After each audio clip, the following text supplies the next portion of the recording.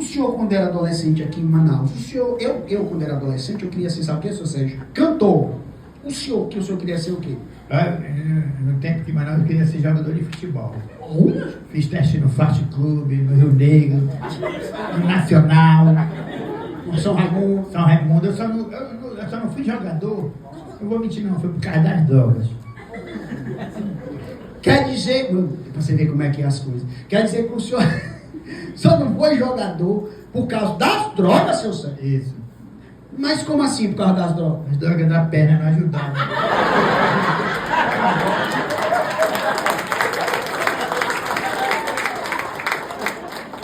É mesmo, isso não dá pra ser jogador não. Quer dizer que o senhor tava de frente pro gol, o senhor chutava pro gol, a bola ia pra onde? Tava por lá.